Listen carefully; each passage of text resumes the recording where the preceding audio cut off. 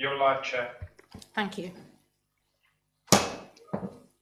Good evening and welcome to this North West Area Planning meeting held today, 19th of May 2024. June, Councillor Durham. Thank you.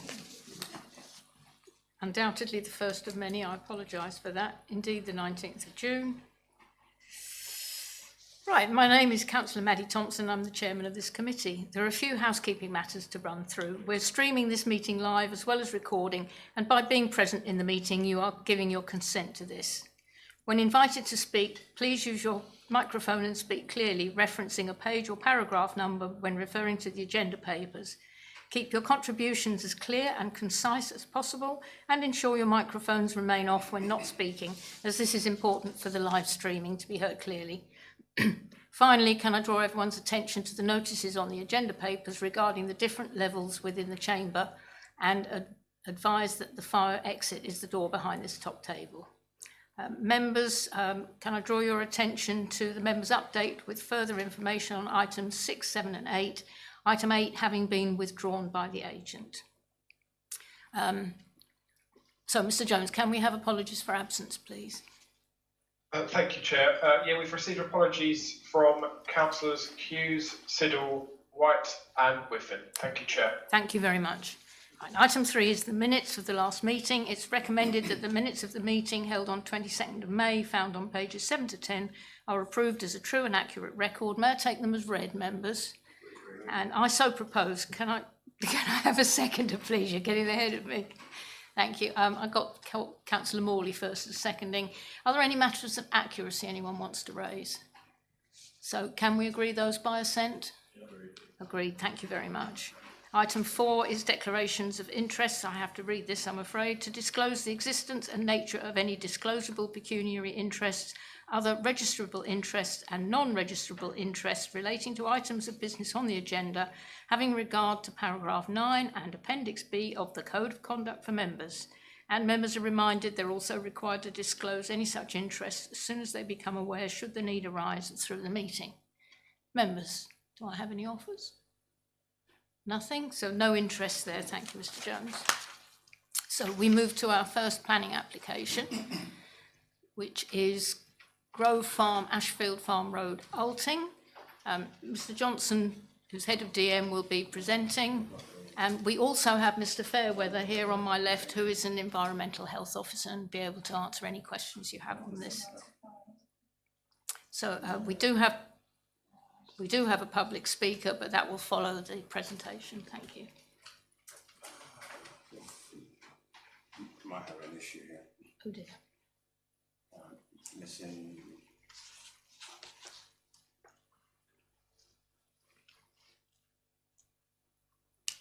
Got it.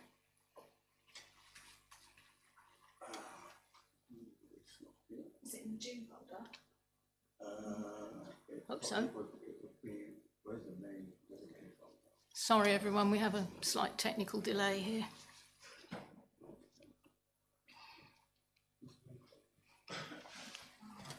Oh, there it is, the bottom, item 5. There you go. Lovely, thank you. Right, thank you, Chair, and apologies for that.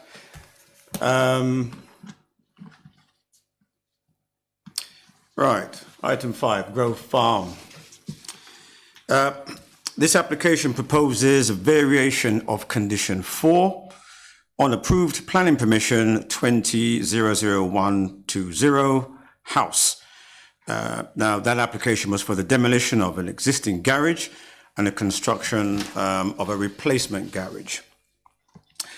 Now, the existing condition 4, and this is at 5.1.2 of the report, states the garage hereby approved shall remain incidental to the residential use of the dwelling known as Grove Farm, and shall only be used for parking purposes, and shall not be occupied at any time other than for those purposes. And the reason was to ensure that the development is carried out in accordance with the details as approved. Now, the proposed variation under this application at 5.1.3 of the report states the garage hereby approved shall remain incidental to the residential use of the dwelling known as Row Farm, and shall only be used for parking purposes and the cleaning and maintenance of the personal vehicles and equipment of the owner / occupier of Grove Farm, and shall not be occupied at any time other than for those purposes. Again, the reason similar: to ensure that the development is carried out in accordance with the details as approved. At 5.1.4, the report states that the proposed change relates only to the potential impacts on residential amenity associated with the use of the garage for specified purposes, in addition to the parking of vehicles, in particular noise. That's clearly from any activities associated with the maintenance and the cleaning. Going back to first principles, the officers report supporting the rebuilding of the garage under the original application for the parking of vehicles stated the use of a condition to ensure the garage remained incidental to the use of the dwelling house. The use incidental is a planning terminology, meaning that it should only be something which is associated with a residential use and no other use, and should be a subordinate use. So in general, that's what that means. Anything that deviates from that is not considered to be incidental and could consider to be at variance with the planning permission and with planning control in general. Now, if a statutory noise nuisance is caused, this would be a matter to be dealt with under environmental health legislation. Now, for example, this could be a business being operated or activities or machinery were not incidental. So for specific purpose, a commercial purpose, and that was its, raison d'etre, or for all intents and purposes, those activities or those machineries were there in that building, that garage, for that specific purpose. If that's the case, then that could be a breach of planning control. In demonstrating that the use of the garage is incidental to the dwelling house, the applicants have stated that they race cars as a hobby only on certain days throughout the year, and the garage would only be occupied by their vehicles. The cars would be maintained and cleaned when necessary. Now, it is noted that there is a history of noise nuisance from the site, but to be clear, these are not activities which are a breach of planning control, and as such fall under separate legislation and are not associated directly of themselves with the garage. So in our consideration of these applications, we just need to be mindful of the conflation of the two.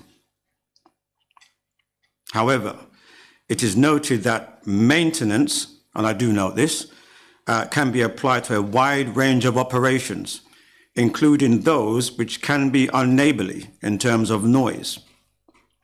In this respect, a noise report was submitted with the application, which assessed that the noise generated from the proposed operations, the cleaning and the maintenance, within the garage would be within World Health Organization guidelines in respect of a residential receptor, those being nearby or impacts on nearby residential properties. At 5.28 of the officer's report, it is recorded that the council's environmental health officer are satisfied with the noise assessment report's conclusions and advise that there is a low risk of adverse effects from typical use of the internal parts of the garage for cleaning and maintenance of vehicles. They have also advised, as stated in the report, that provided the use is restricted to the occasional cleaning and maintenance of the applicant's vehicles and does not stray into more intense uses, such as the same activities for their family motorsport vehicles as would be carried out outside of this site, there should be no significant adverse impacts from noise, and the wording of the condition secures this.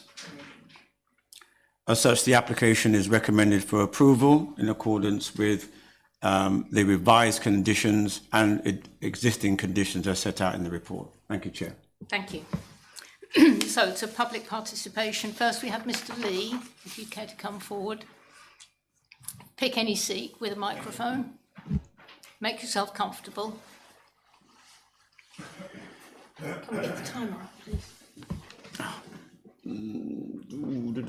Where is it? That's it. I'll ask you to start speaking when you're ready, and that's when we start the timer. And I am very precise about the timing. I'll cut you off mid-sentence. I'm sorry, I'll apologise in advance, but if you're not done, No problem. thank you. Well, good evening, everyone. My name's Richard Lee. I'm here representing myself and my partner, Alexandra Patience. We live opposite the Smiths' property, and their machine garage has been sited on the far corner of their land, adjacent to the side and rear of our house and garden, hence our noise-related objections. You can see we've already voiced our concerns over this variation in the planning application, but we wish to use this opportunity to restate that the machine garage usage is not akin to normal residential noise levels, nor is it merely associated with the storage and occasional traffic movements or cleaning of said vehicles. Were this the case, we'd have no issue to complain. It appears that Environmental Health have received an assessment that leads them to believe the anticipated work activity in the area will be minimal, just cleaning cars via pressure washing. We strongly refute this. The garage is used for preparing and testing race vehicles that don't have exhaust silencers. We have previously provided evidence to corroborate this.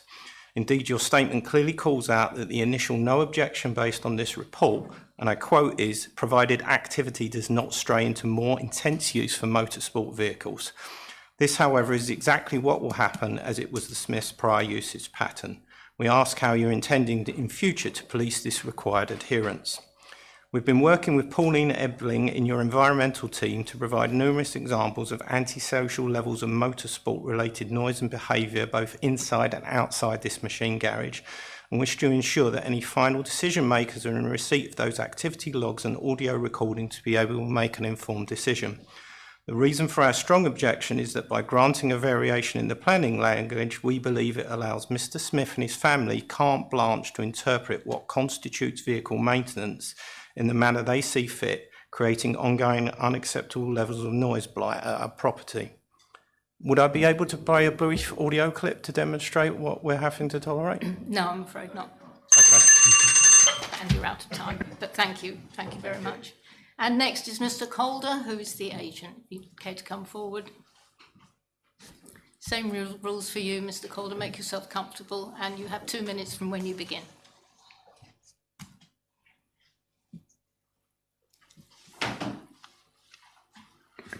Thank you very much, Chair. Good evening, members. The application before you seeks to provide the council comfort that the applicant has and will continue to enjoy their garage for the purposes of their house. Like many, the applicant parks sports cars within their garage where they look to maintain them.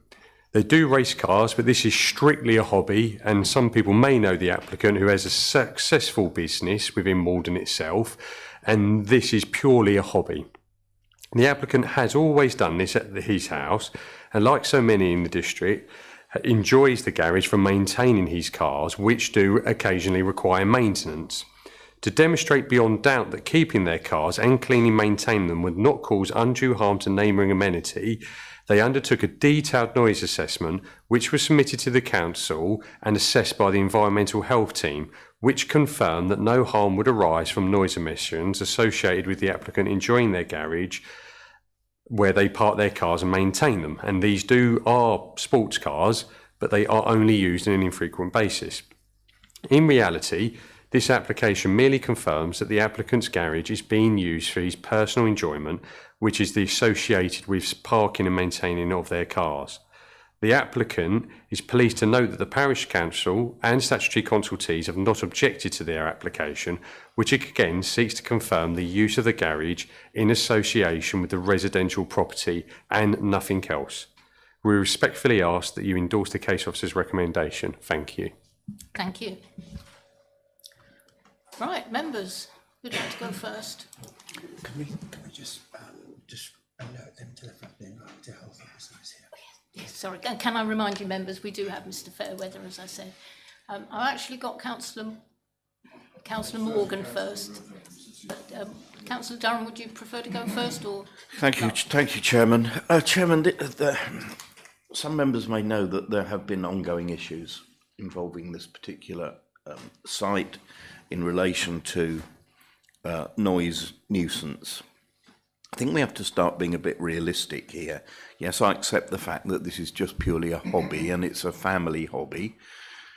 But racing cars, even as a hobby, is an expensive thing. And it generally, race meetings, and I do have some experience of race meetings and things like that, not as much as my colleague behind, but it's usually weekly. Usually things break and the maintenance is carried out in the intervening weekdays between the weekends. Cleaning cars, fine. Maintenance of cars involves running engines, tuning engines, revving engines, which is very noisy, particularly in cars that are built for racing, because as the objector has said, invariably they don't, their engines are not silenced like road cars are. With the best will in the world, you can't do that in the confines of a garage for obvious reasons. So it has to be either the garage door open to provide adequate ventilation, or the revving and the tuning, etc., has to be done outside, which will, I'm afraid, be a very noisy proposition. So I accept the facts that have been explained, but I honestly believe that it is unrealistic to expect the noise levels for revving race cars being tuned, being maintained, would be reasonable to an adjacent property. So I'm really struggling with this one, Chairman, but I honestly think that the undoubted nuisance that this will cause has to be given due regard to. Mr Fairweather, do you have any comment or do you have any specific questions for Mr Fairweather?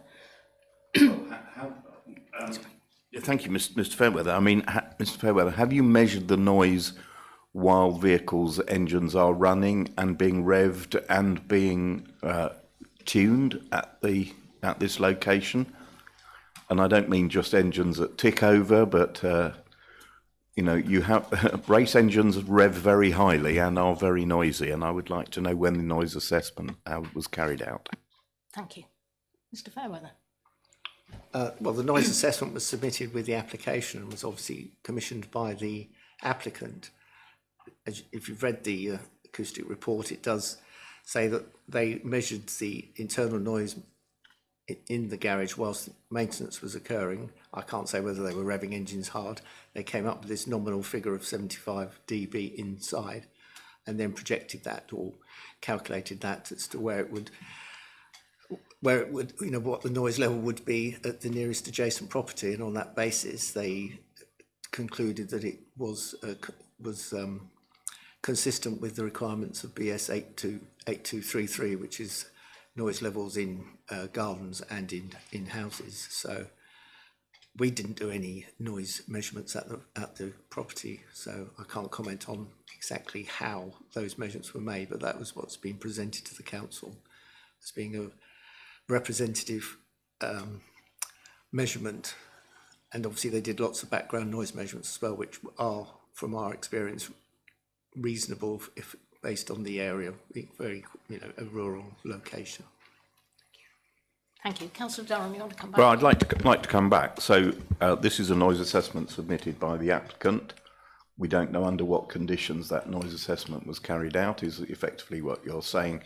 It could well have been inside just with an engine running at tick over.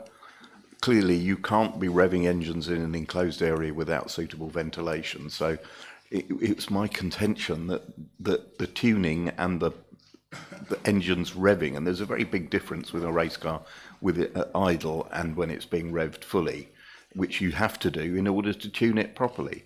So I take what the officer has said, but honestly, would want much more proof. I would want to be able to see evidence of a noise assessment in a real situation, Chairman. That is, while routine maintenance and engine tuning was being carried out, because I'm afraid we can't rely on the noise assessment that's been provided. Thank you. Mr Johnson, is it possible even to condition that this would be used for road cars only? Is that a sensible or reasonable condition? For roadworthy cars only? And by the applicant's admission, he wants it for his race cars. Yeah. Yeah. Fair point. Just thought I'd try running it past you. I've got Councillor Morgan, then Councillor Morley. Yeah, thank you, Chair. I sort of must proffer my apologies to you and the other occupants of this room if I start to exhibit strange tics and jerks, because this is beginning to uncover memories which I thought I'd suppressed when I was 5 years old. Somebody moved next door and started to fine-tune their go-karts at 11 o'clock at night, an experience which has scarred me for life, and I've only just got over, and here it's back again. I have to say that the environmental health sort of survey, to my mind, is completely irrelevant, since it was presided by the actual applicant.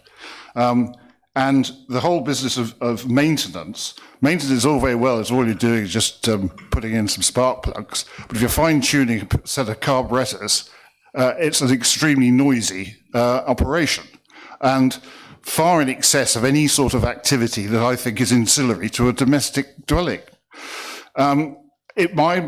Obviously, people have garages and carry out maintenance within those. So it seems to me that the condition as currently stated is perfectly adequate if all they are going to do is reasonable maintenance of their vehicles.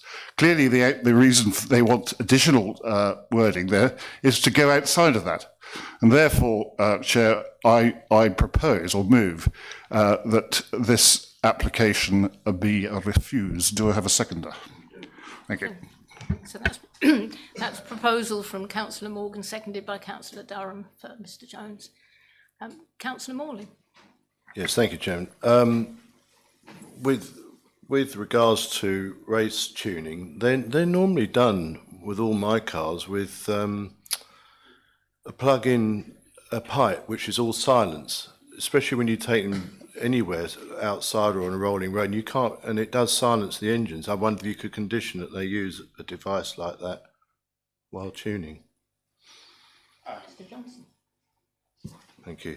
Thank you, Chairman. I would find that difficult to put on as a condition without having seen the details and that being part of a submission from the applicant.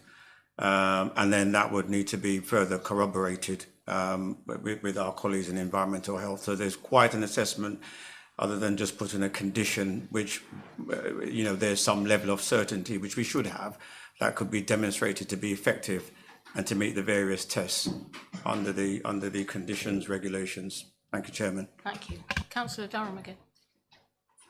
Chairman, this is very unusual, but can I ask Councillor Morley a question, because he is the expert. He races. You can ask cars. anything you like through me. And I'm just wondering, Councillor Morley, would you say, and I'm aware that he races Bentleys with very large engines that tend to be slow revving, whether the noise from one of your racing Bentleys is different to that of a modern sports car, race car, which tend to run much higher revs than your cars? Oh gosh. Well, lower revving normally means higher torque. So you probably get more of a thump, but you do get a crack from them. But as I say, you can, all our testing is done with a clip-on, and it's just like silencing the engine, and we don't have any problems. That's all I can say.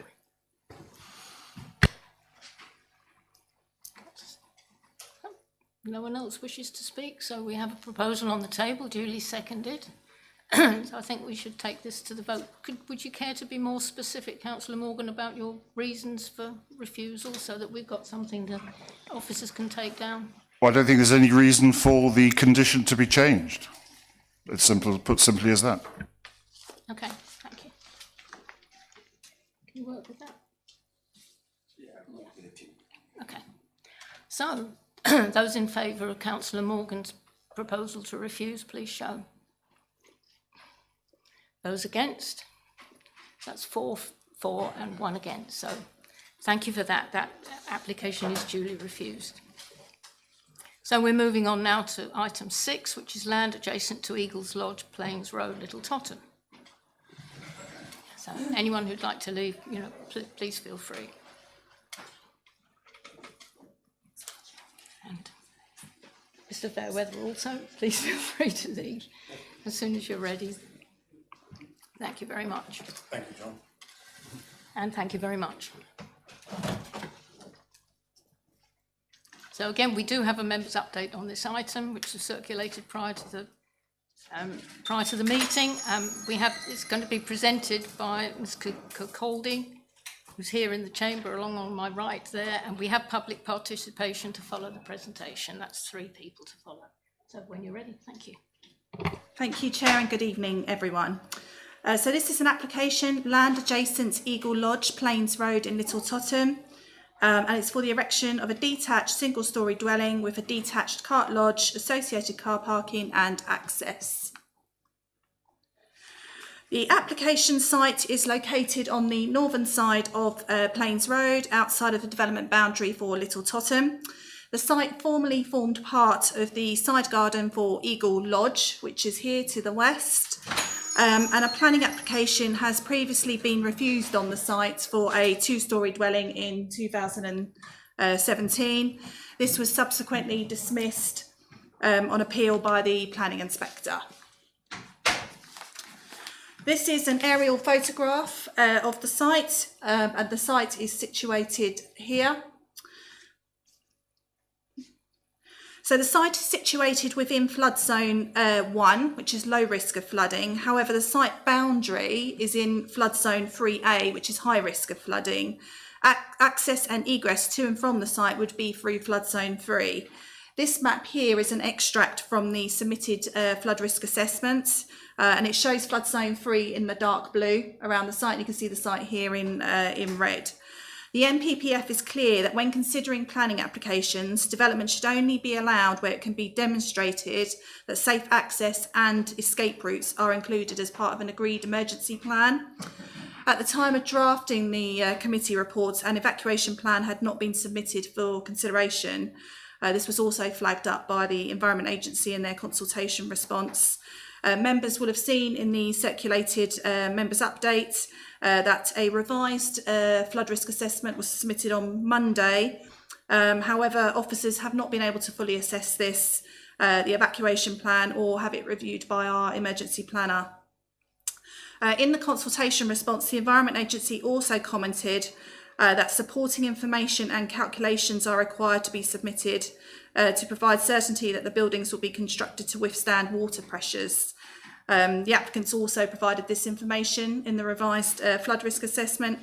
Again, officers haven't had time to fully assess this or have it reviewed by our statutory consultee, the Environment Agency. Given the lateness of this submission for the revised flood risk assessment, it has not been accepted by officers. Oops. This is the proposed site plan. The proposed dwelling, which is here, would be an H shape, set back from the highway by approximately 12 metres. A new vehicular access is proposed from Plains Road, so from here, which would require removal of part of the existing hedgerow along the road frontage. A proposed cart lodge is proposed to the front of the dwelling, here on the western boundary. So the proposed dwelling would be single-storey, and the 2 neighbouring properties are both 2-storey. In this slide, we can see the existing street scene at the top here, and in the lower image here, we can see the proposed dwelling here. So these are the proposed elevations for the dwelling, and the front elevation is this one here, and then the rear elevation is here. A weatherboard and brick material is proposed on the exterior. Officers are concerned that although a single-storey dwelling is now proposed, and therefore the visual impact is reduced to an extent, it would still introduce built form and associated domestic paraphernalia within this distinct gap along the road frontage of Plains Road. It would also lead to consolidation of linear development, and these concerns were raised by the planning inspector in the previously dismissed appeal. So we've got the proposed floor plan here. It would provide 2 bedrooms, kitchen, diner, study, entrance hall and ensuite bathrooms. And then we've got the proposed cart lodge elevations, and we've got the frontage here. And then you can see the side and rear elevations are blank walls. This is the proposed floor plan for the cart lodge. Just looking at some photographs now. So this photograph was taken from Plains Road, looking into the site towards the neighbouring property at Eagle Lodge to the west.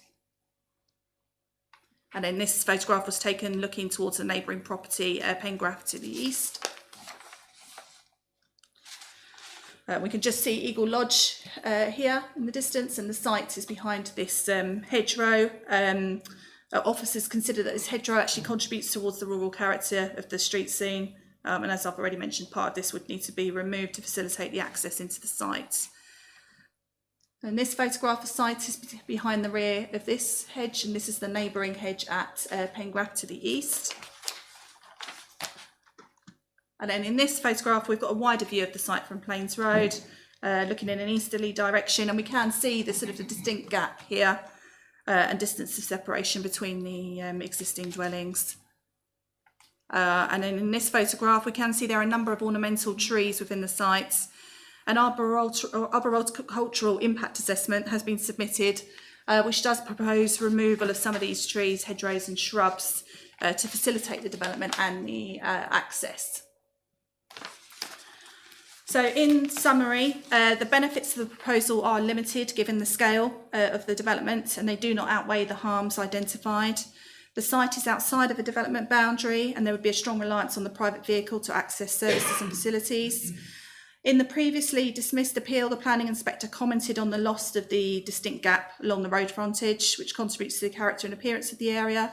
Officers still remain concerned that the submitted proposal would still result in the loss of this.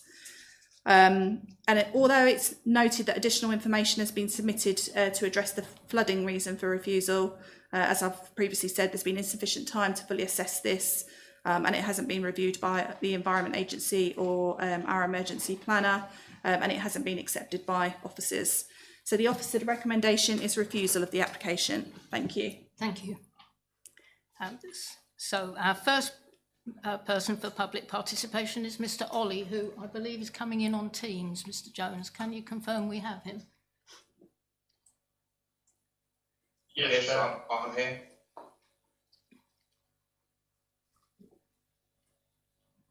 Okay, if we can get...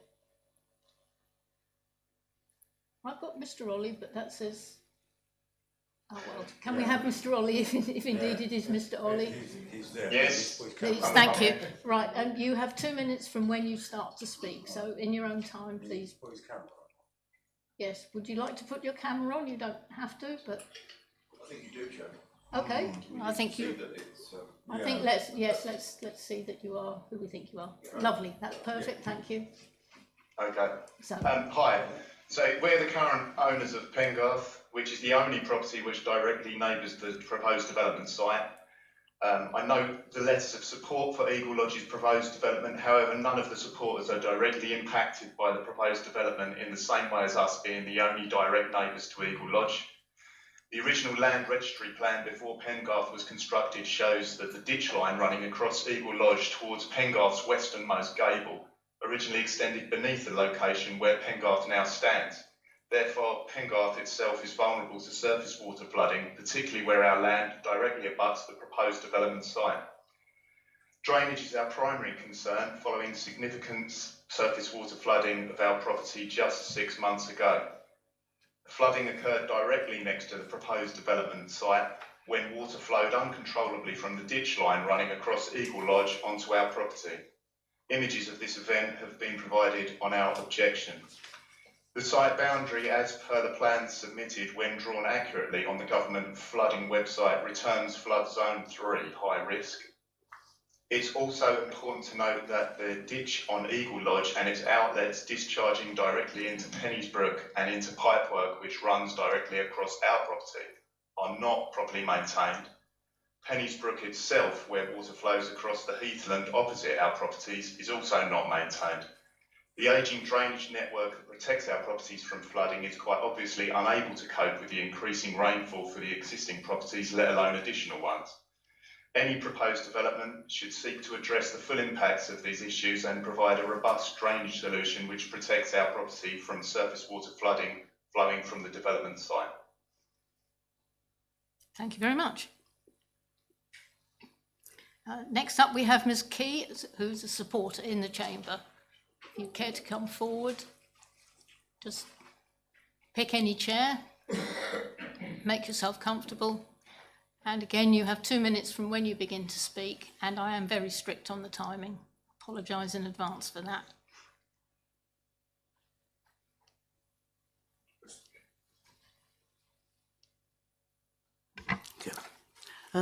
My name's Lorna Key, and I've lived in Little Totham and known the Kempen family for 40 years. Their family's been here actually since the 17th century, and Mr. Kempen wants to continue his family line in the village by building a house in his father's garden and living in it. I am supporting this building application on 2 fronts. Firstly, in a rural agricultural village like ours, it's important to retain local people with a knowledge, respect and understanding of the environment and its management. And as such, locally aware people like the Kempens are invaluable on parish councils, school councils and other village associations. Living in the village, Mr. Kempen will be such an asset. I know this because as a coordinator of many village activities and social needs, I appreciate the value of such long-established families, their loyalty to the area and their ongoing contribution to the community. Secondly, it's so refreshing in this case that a son, Mr. Kempen, wants to build what is an unobtrusive, low building close to his elderly father and to care for him as he ages. Incidentally, other people have been allowed to do similar things on Plains Road. On these 2 conditions alone, I strongly recommend you accept this building application. If it is rejected, you will be depriving Little Totham of a valuable long-term contributor to our community. Thank you. Thank you. And Mr. Kempen, please, the applicant. Again, same rules, 2 minutes from when you begin. Am I still on, is it? You are in fact still on, you don't have to do anything. Thank you. Hello, councillors. I grew up in Little Totham and like to move back with my own family to build our forever home. The application has been sensitively designed and provides a much needed 2-bedroom home, which will enable us to be close to Dad to help look after him. Our application has received 17 letters of support from Plains Road neighbours, full support from the Parish Council and no objections from the Highways Authority, Arboricultural Consultant or the Environment Agency. This application is materially different from the previous application in 2017. It is single storey, a new native hedge and trees have been planted, which will be retained in full, and in 2019 permission was given for an outbuilding of a similar scale and same location as the proposed home. The dwelling will not harm the character and appearance of the area, as the site is only visible from the road in front of it, and being a single-storey house set back from the road, would be well screened by the hedge and trees. The hedge itself is set back by more than 2.5 metres to allow visibility and already has a gap for access. The application sets out the environmental credentials of the home and landscaping. It is between existing houses and within a reasonable distance to facilities. The Environment Agency confirms the site is flood zone 1, the lowest category, and because Plains Road falls by 5 metres from Office Lane down to the crossroads, it is impossible for surface water to build up, which could prevent access or exit. The engineers have provided updated flood risk assessment to provide the information sought by the planning officer, and surface water drainage strategies included. I recognise it's preferable to build most homes close to towns, but Maldon is a rural district, and the local community agrees this is exactly the sort of development they would rather see. I hope you will support our application. Thank you very much, and perfect timing. Leaps out of skin. Members, would like to start?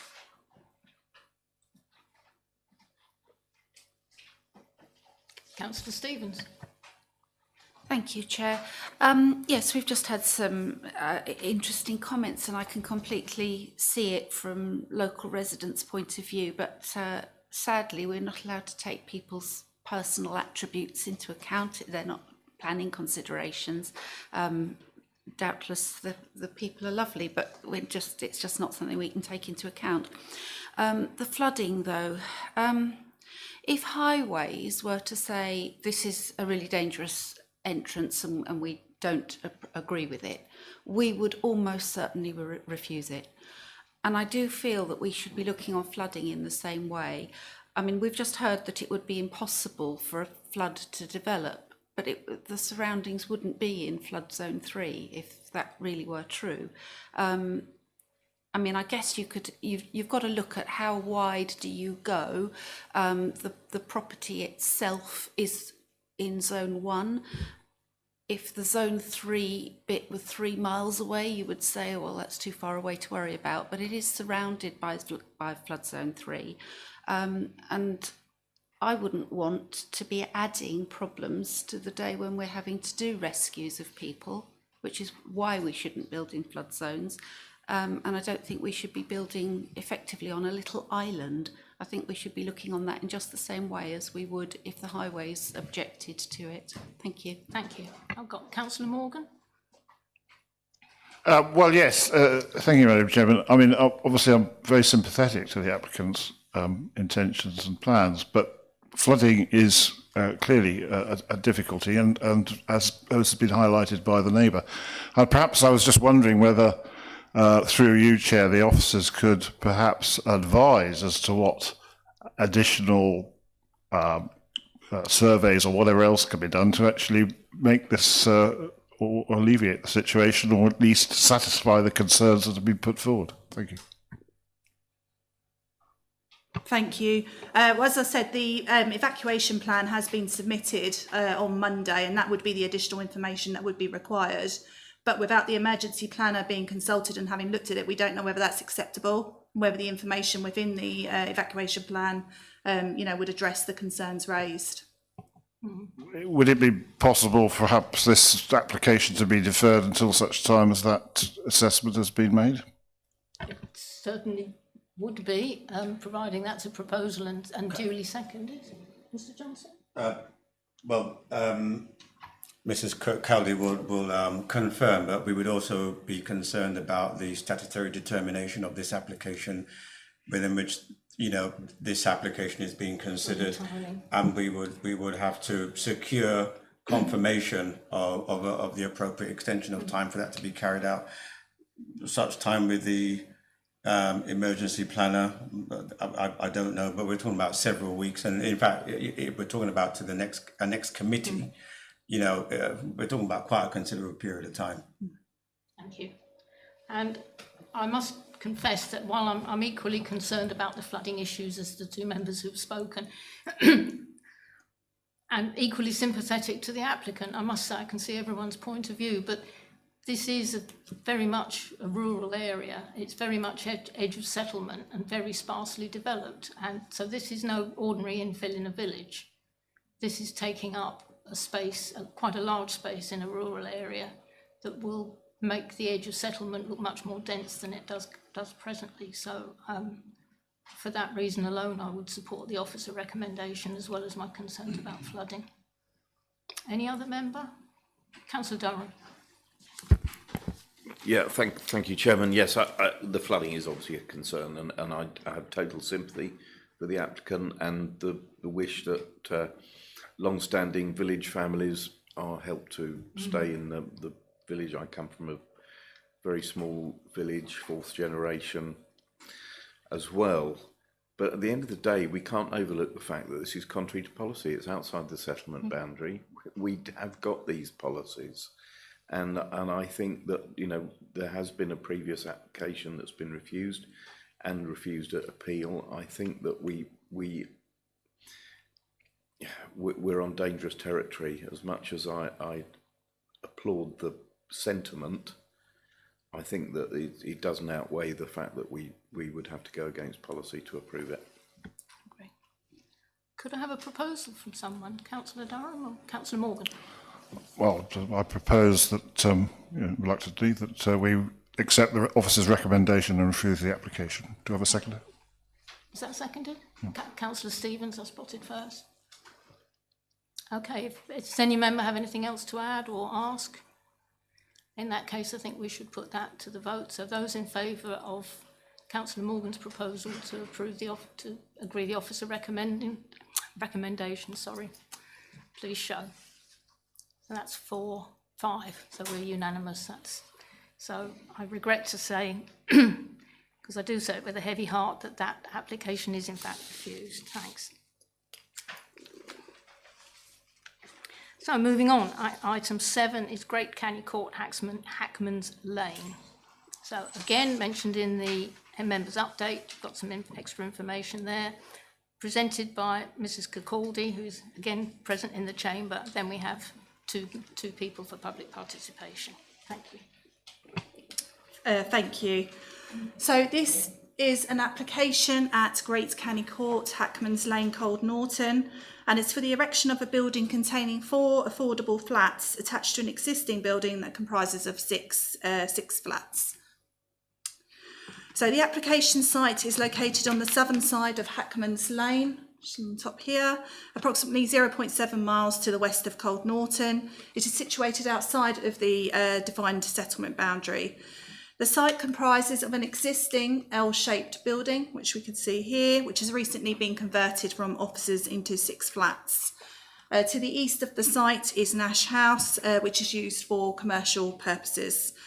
A similar application was submitted in 2023 and was subsequently refused on the site. This current application proposes some design amendments and for a affordable housing scheme. The Strategic Housing Services Officer has been consulted on the application and has commented that no evidence has been provided with regards to the need for affordable housing, and the RCCCE have not been consulted. Members will have seen the circulated updates following an email from the agent, which was received on Monday. And just to clarify, the officer's position on this has not changed. We should also just highlight that no draft legal agreement has been submitted with the application for consideration relating to an affordable housing scheme. So without it being demonstrated that there's a need for affordable housing scheme, it conflicts with policy H5 of the local development framework. So this is an aerial photograph of the site, and we can see the existing L-shaped building here. This is the proposed block plan of the site. The new building is proposed to be attached to the southern elevation, which is just here, of the existing building. This area was previously identified as a communal amenity space for these existing flats. The proposal would provide 4 one-bedroom flats, 2 on the ground floor and 2 on the first floor, and the entrance would be via this pathway here into the building, this location here. An area of amenity space is proposed in down to here in the southwest of the building. You'll see in the report officers have raised concern about this disconnected relationship with the proposed building itself. There is some additional car parking proposed in this location here. Again, officers have raised concern that this doesn't appear to be integrated into the development without any sort of planting or landscaping to soften it. The proposed cycle store is up here. Again, this doesn't appear to be easily accessible to encourage usage. And then the proposed bin store is in this location here. So this is an illustrative 3D drawing of the existing building. We've got another one there, an idea of what it looks like at the moment. Which is the elevation to which the proposal will be attached. Yeah, I've got that now. Okay, so this is the proposed one here, and this is what you would see. So this is the additional building here, and this bit here as well. And then this is the southern elevation of the new building. So this would be the entrance in. And we can see just on this one here, there are no first floor windows proposed, only roof lights. And officers have raised concern about the restricted outlook and poor amenity for prospective occupiers from these habitable rooms on the first floor. And then on this image here, so the proposed additional building would be this bit here. So you can see the relationship with the existing building. Just looking at the elevations now. So this would be the addition on the top here, and then this bit here as well. There's a single window on the first floor for the bedrooms, and then on the ground floor there's also a bedroom window and also a window for the lounge. And then just looking at this elevation, so the top elevation is the northern elevation, and we can see the proposed additional building just on the side here. And then on the bottom elevation is the proposed, so this would be the front elevation on the southern, south facing. And we can see the two ground floor flats here, each have their own external door. And then there's a shared access to the first floor flats through this central protruding gable. There is concern, and you'll note in the report, about the outlook for these three windows here, as they would look onto an existing boundary fence, which provides the boundary for Great Canney Cottage, which is to the south of the site. So this is the proposed floor plan. So here, this is for the ground floor. And then this is the proposed floor plan for the first floor. We can see the amount of roof lights that are proposed here. You can see the sort of the elevations at the back. There's no windows proposed there, so the only windows on the first floor are the ones for the bedrooms. And then this is the roof plan, which again shows the roof lights. And here we have the proposed elevations and plans for the refuse store. So just looking at some photographs now. So the proposed building would be attached to this elevation here, this southern elevation. This is the site as it is existing. So we can see that where it would be attached to it. And in the background, we can just make out Nash House here and a neighbouring property. In this photograph, this would be the proposed area of amenity space. And then this is the existing building, which has been converted into flats. They were currently unoccupied when officers did their site visit. And this is the existing car parking area. We can just make out Great Canney Cottage to the back of the site here. And the proposed amenity space would be just behind this hedgerow. And then this is the existing building again. So the proposed building would be of a similar character and appearance to this in terms of its design and materials. I don't think they're in I think it's 1.8. So just in terms of summary and recommendations, the site is outside of a defined settlement boundary, and there would be a strong reliance on the private vehicle to access services and facilities. As noted in the report, we do have a holding objection from ecology, as insufficient ecology information has been provided in relation to great crested newts and reptiles. There's also concern regarding the poor amenity space for the prospective occupiers due to design and layout, and overbearing impact on the existing flats. And also insufficient evidence has been provided to demonstrate the need for affordable housing. So the officer recommendation is refusal of the application. Thank you. Thank you. So we have Mr. Adams, please, if you care to come forward. Same rules, just find a chair, make yourself comfortable, and 2 minutes from when you begin. All right, okay, thanks. Good evening, everybody. My name's Adams. I actually live next door to the development, Canney Court. Since living there, I've experienced personally 21 incidents of traffic accidents. Some of them have been quite serious. Others have simply been they've come off the road and finished up in the ditches. My objection to this building is that if they were to go ahead and for simplicity's sake, we could allocate one car to each new development, that would be an increase of 10 vehicles in and out of the entrance at Canney Court. As I say, the incident is not 2 or 3 vehicles losing control. It was 21 when I stopped counting. Since then, it's increased, and in fact, I noticed about 2 months ago, yet another car has come off that section of the road. It's about 50 metres down from Canney Court developments, and that's gone through the hedge, demolished the hedge into a field. On the subject of low-cost housing, I have no objections to low cost, but this site is so remote, every occupant would almost certainly have to own a vehicle to be able to get to work.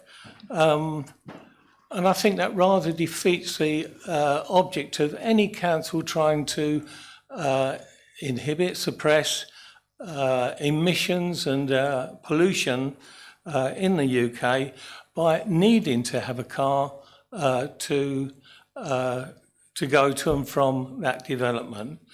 The other thing is, I don't know whether it's ultra vires, but... I'm sorry, I do have to stop you there. Okay. Thank you very much. And the next is Mr. Otter, the applicant. Again, please come forward. Do you want to use this one? Right, your microphone's already on, Mr. Otter, so when you begin to speak, you'll have 2 minutes. Thank you, Chair. Good evening, councillors and officers. All of the flats will be offered at affordable homes with a 20% discount off market rent or sale price. They would be offered first for local people, and the discount arrangements would be secured forever through a legal agreement. The enlarged building will appear to be very similar to the existing, so will have very minor visual impact and cause little harm. The design has been revised to address concerns about harm to the existing flats, and all of the first floor flats do have good outlook as the roof windows are at quite a low level. In a previous appeal for the site, the inspector concluded that the site meets sustainable transport requirements as cycling is considered to be a genuine travel option. We have tried to follow policy H5, and the local community have confirmed that there is need for affordable housing.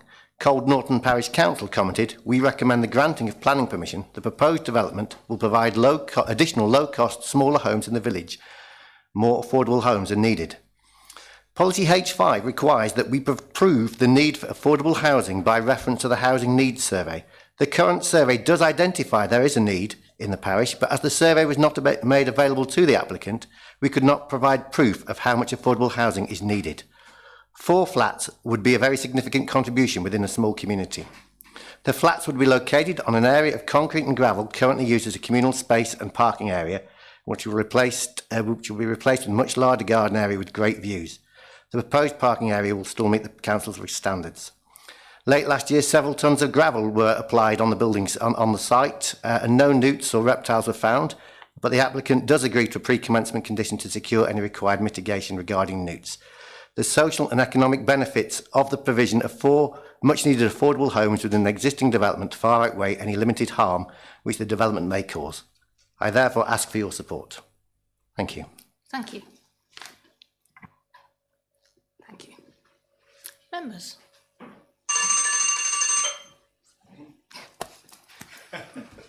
Councillor Morgan. Yes, thank you, Chair.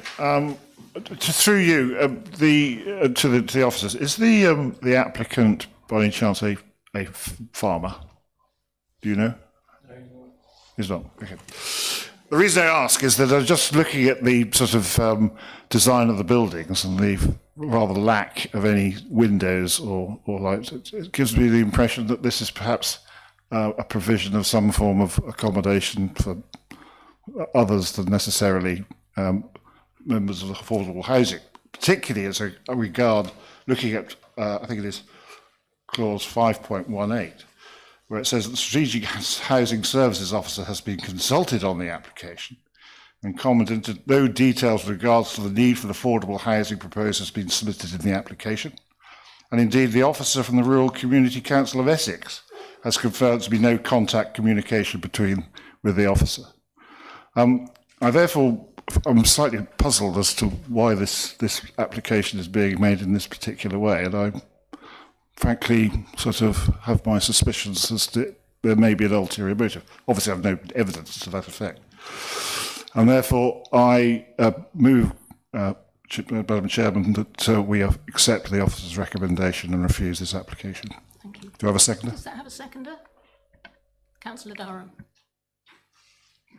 It was that you were seconding, Councillor Durham, not just wishing to speak. I know you wish to speak. I'm just checking. To speak, and then I will reserve my. And then you reverse it. Thank okay, you. so we have a proposal, not yet seconded. Yeah, Chairman, policy, unproven need, location, remote location, design, sustainable transport.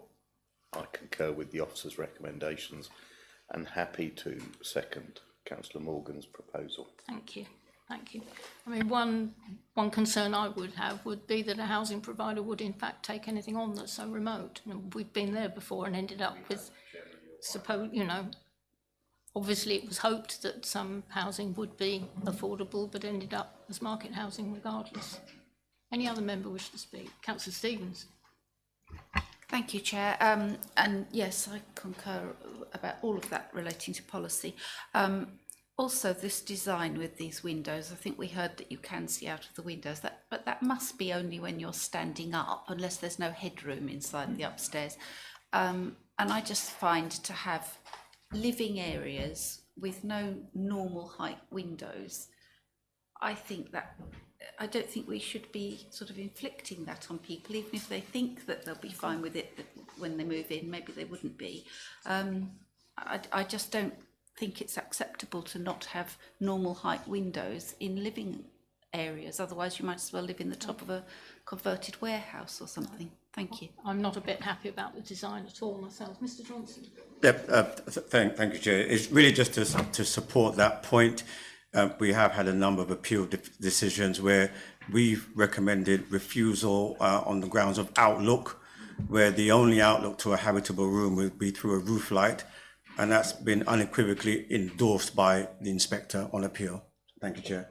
Thank you. Councillor Morley. Yes, I concur actually with my colleague, Councillor Stevens, the design, but it sort of contradicts the word, affordable housing needs to be more in the centre of the village where it is more accessible, I would have thought. Affordable housing outside of a village, as you do need a car. Generally, they might not have one. And if it were right in the middle, I can like those flats there are further up the hill, but thank you. Thank you, Councillor. Any other member? I think we're all spoken. So we have the proposal on the table to agree the officer recommendation. Those in favour, please show. That's unanimous, Mr. Jones. Thank you very much. That application is refused in line with the officer recommendation. So next we would have item 8, but that's been withdrawn by the agent. So we move to item 9, which is Cherry Blossom Lane, Cold Norton. There's no public participation, so we'll have the presentation, please, Mrs. Kakolda.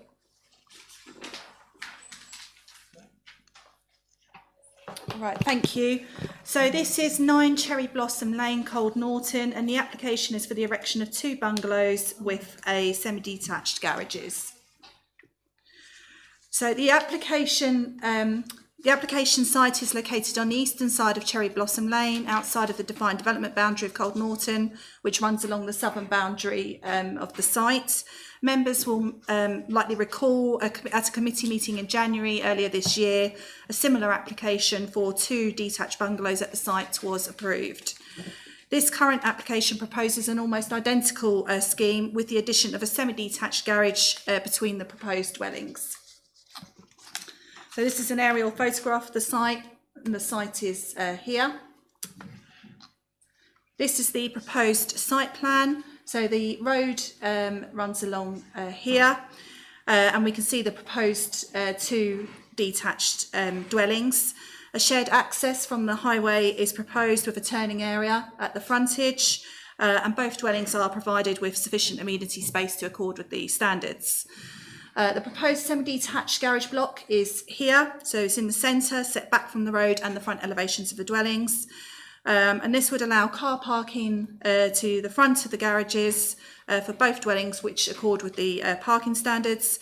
And the proposed garage itself would also accord with the minimum size specified in the standards. So this is the proposed street view from Cherry Blossom Lane. So we can see the existing dwellings which are here, and then the proposed bungalows, and then the garage block in the centre. These are the proposed elevations for the dwellings. The appearance, siting and layout of the dwellings remain largely unchanged from that of the previously approved scheme, which was approved back in January. And this is the proposed floor plan for the dwellings. It would provide 3 bedrooms, a kitchen, lounge, diner and a bathroom. And the proposed entrances into the dwellings are on the side elevations, and they would face each other. This is the proposed garage building. It would have a width of 6.7 metres, depth of 7, and a pitch roof is proposed with an overall height of 4.8 metres. There's a single door on the northern and southern elevations, which provide access into the rear gardens for the proposed dwellings.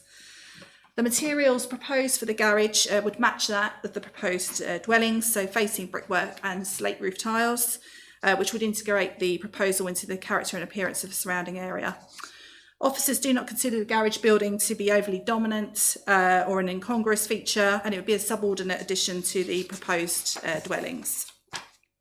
Just having a look at some photographs. So this photograph was taken of the site from Cherry Blossom Lane.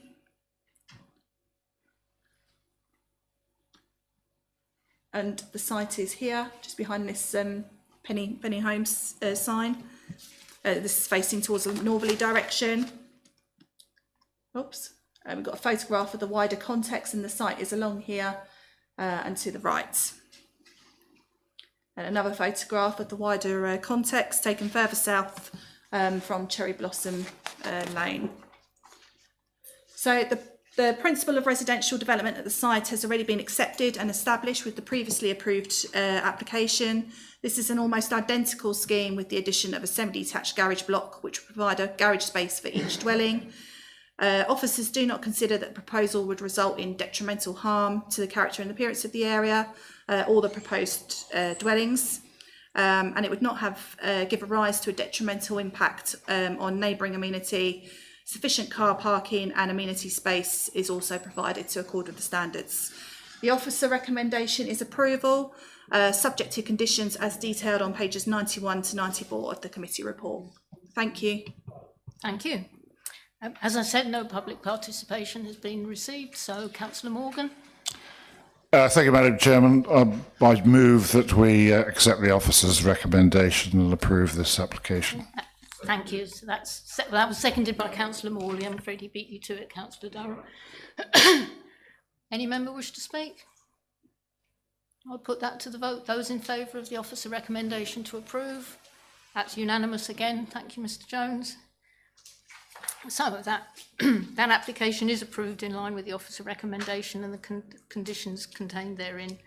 So now item 10, 52 Tollesbury Road, Tolleshunt, Darcy. Again, the presenter is Mrs. Gocoldi, and we have no public participation on this one either.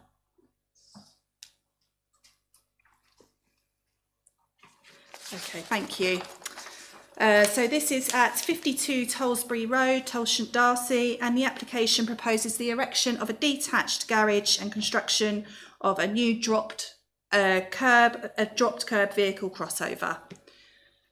So the application site is located on the northern side of Tollesbury Road, partially within the settlement boundary for Tolleshunt, Darcy. This is the proposed site plan. We can see the proposed detached garage here would be positioned forward of the front elevation for the dwelling. There's a proposed gravel driveway to the front, which would provide at least space for 2 cars to park in accordance with the parking standards. And the proposed drop curb is here. This would have a width of 3.6 metres.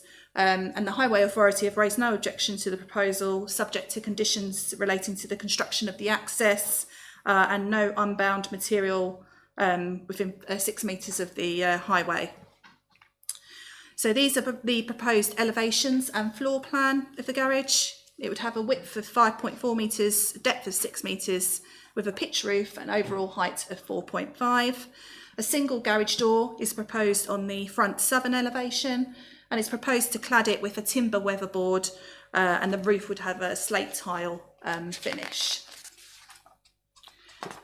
In this photograph here, we can see a garage of almost identical appearance and form that's already been built at the adjoining neighbouring property. So that's just here.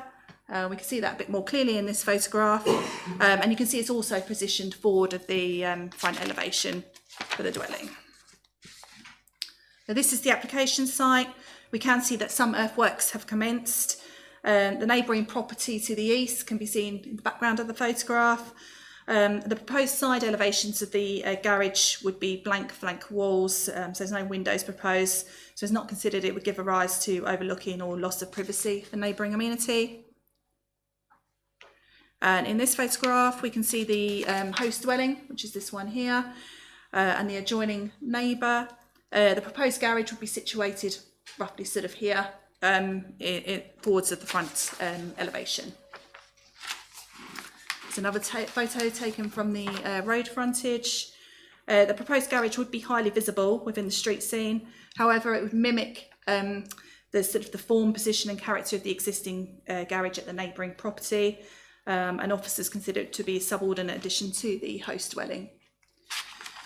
So, summary and recommendation. Officers consider that the proposal would not have a detrimental impact on the character and appearance of the host dwelling or surrounding area.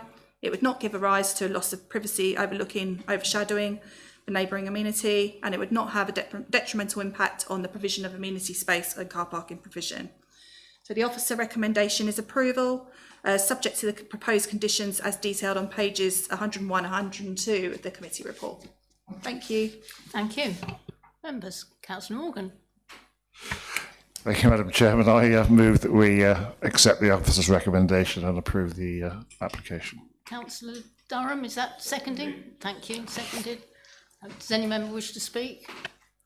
No, I'll say I can't find anything to disagree with in the officer's report. I think it's perfectly reasonable application. The garage won't be overbearing, it won't be that near the road. So shall we go to the vote, members? Those in favour of the officer's rec to approve? Councillor Durham, abstaining? Busy? No, just busy. Okay. Right, well, that's unanimous again, Mr Jones. Thank you very much. So that is approved in line with the officer recommendation as shown in the report. So item 11, any other items of business that the chairman of the committee decides are urgent, you'll be very pleased to hear there are none. So with thanks to officers, members and members of the public, I close the meeting at 8:42.